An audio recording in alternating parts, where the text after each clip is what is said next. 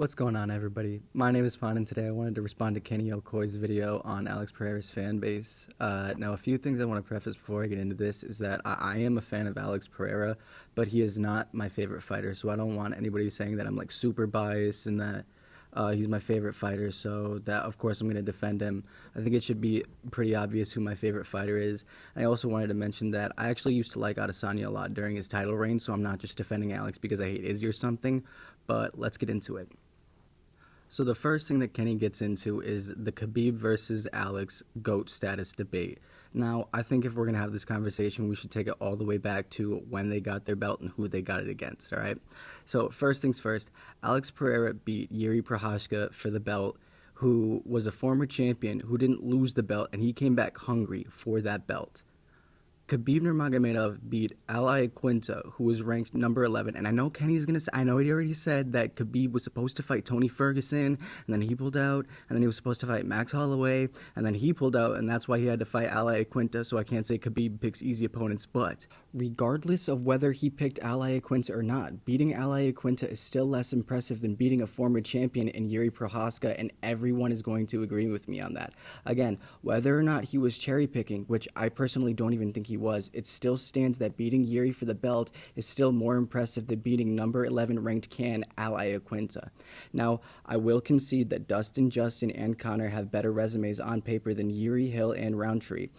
However, I will argue that Khabib's defenses were much more favorable matchups for him, and that Khabib pretty much fought almost the same style of fighter every time with questionable submission defense. And you could say the same thing for Alex Pereira too, that he only faced the same style of fighter for each defense, but the difference is that the matchups don't favor him like they did Khabib. Now hear me out.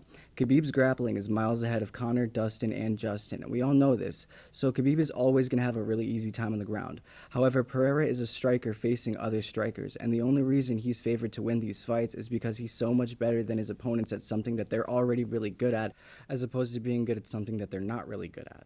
I also wanted to talk about the narrative that Khabib is the most dominant fighter because everyone makes him out to be that, but I think it's important to mention that he lost a round to McGregor, lost a round to Gaethje, and he arguably lost to Gleison Tebow. And on top of that, he beat Justin, Dustin, and Conor in rounds 2, 3, and 4 respectively, and took number 11 can Ilia for a decision.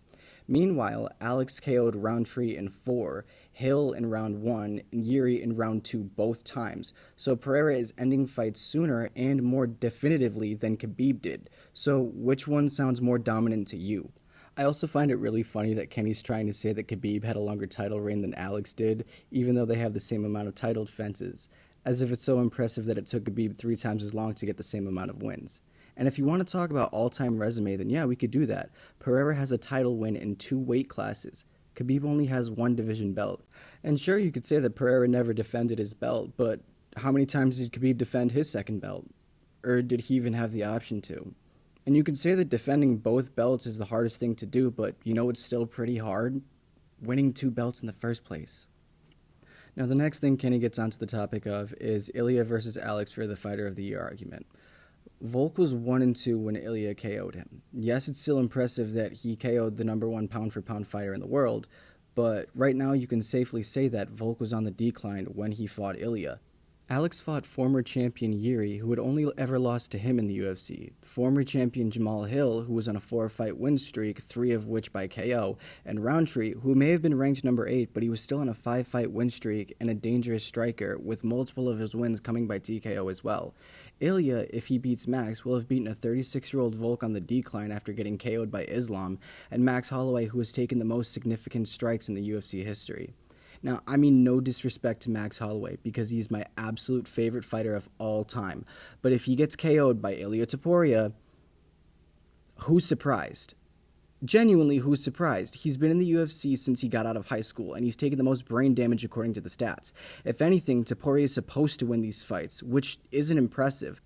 I'm not going to give him props for doing what he's supposed to be doing and winning these matchups that he's favored to win. On the other side of the coin, by all accounts, Alex should not be winning the fights that he is. He's 37 years old and has taken tons of damage throughout the years in Glory and the UFC, yet he's still beating younger, fresher guys with knockout win streaks, and he's knocking every one of them out in absolutely devastating fashion. Now, I think it's more impressive to see somebody win against the odds than it is to see somebody win a match that's almost meant for them to win. And if you guys look at the criteria for what wins you Fighter of the Year, it says awarded to the leading mixed martial artist for their contribution to the sport inside and outside of the cage. Alex is going to children's hospitals, speaking on his victory over addiction and doing things outside of the octagon on top of obliterating the top fighters in the world while remaining humble about it. Meanwhile, Topuria became a Twitter champion with a lot of words, yet a lot more time between his fights than Alex Pereira. Now, the next thing that Kenny mentions is that only Pereira's excuses are fine in the eyes of the fans, which I'm not even sure where he got this one. As far as I've seen, people only find it annoying when losers make excuses. If you make excuses as to why you performed a certain way but you still win, then that only adds to how impressive the win was in the first place, because you're winning despite an injury, you're winning against the odds. It's an entirely different thing when the loser excuses their performance saying that they had an injury, because you know damn well the injury isn't the only thing that stopped them from winning that fight. In one case, the fighter is overcoming adversity, and in the other case, the fighter isn't humble enough to admit fair defeat. There just has to be a reason why they lost, other than the other guy is just better than them that night. Literally only Kenny would accept Izzy's excuse for why he lost, but won't accept Pereira's excuse for why he won. Next, Kenny gets into where Pereira stands next to DC, Islam, and Khabib. So this is going to be a weird segment because I'm not biased like Kenny, and I can admit when someone is better than a fighter that I like, but I think DC is still all-time better than Pereira as of now because he still has more title wins than Alex. However, Pereira is definitely above Khabib, and I think there's an argument to be made for both Alex and Islam for number one pound for pound right now. Yes, they all have the same amount of title defenses, and as a Pereira fan, I'm not afraid to admit that Pereira was fast-tracked to the title shot.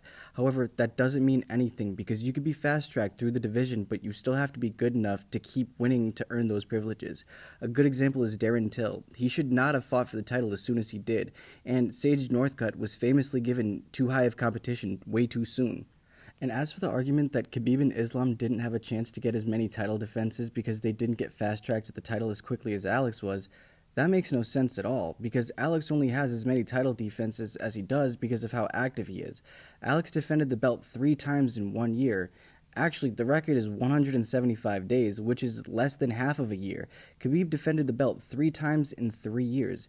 If Khabib was as active as Alex, then he'd have a minimum of 3 title defenses. On the other side, if Alex was as active as Khabib, then we would only have 1 title defense, and we'd still be waiting till April to see him fight again. Alex being fast-tracked to the title has nothing to do with the fact that Khabib and Islam just aren't as active. Not to mention, Khabib and Islam only have belts in 1 division, but Alex still has 2. He is still a double champ. Finally, Kenny tries to say that Alex doesn't have one-punch power and that his punching power is actually overrated. And to be honest, this is probably the goofiest claim of them all. To act as if Alex doesn't have the power to completely shut somebody's lights off is insane when every single title win he has is a TKO. Kenny's saying that because Pereira hasn't knocked anyone unconscious, then his KO power is overhyped. But that's like saying McGregor didn't actually have one-punch power because he never put somebody out cold. He only had TKOs. Also, Pereira did put Izzy out completely back in glory, but Kenny's not going to bring that up because he loves to ignore everything bad about Izzy. In conclusion, Kenny is simply bitter that Alex Pereira has become a greater star than Adesanya and hates the fact that people are dumb enough to think that Alex Pereira is worth being a fan of. Hence his nickname to the fanbase, Poatards, which I find kind of redundant because he won't say the same word with a different prefix, but he will say that. Honestly, I'm not sure why Kenny's so hung up on being Adesanya's #1 fan, but I do think it's because Kenny sees himself in Adesanya, and I can understand why that would contribute to somebody's obsession. I see myself in Holloway, and he's my YouTube profile photo. However, Kenny for some reason chooses to criticize Alex for good things, yet completely ignores all of Izzy's wrongdoings. Kenny has said that he hates Pereira on stream multiple times, yet he will turn around and say that he doesn't actually hate him and that he actually likes him when posting his scripted videos. I've already explained Alex's achievements inside the octagon and what he's done outside of fighting that make him such a likable guy. On the other hand, Israel Adesanya, the fighter that he loves to glaze so much, has said very insensitive things about the American tragedy 9/11, has pled guilty to drunk driving in New Zealand, and has been exposed in horrifying circumstances with his dog on video. And, of course, Kenny has been asked about these videos by his chat, but he either refuses to read them or says that he has no idea what they're talking about. This questionable sense of judgment and flawed thinking is exactly why he hates Pereira for exposing Adesanya's faults, instead of coming to terms with the fact that his hero isn't actually a hero.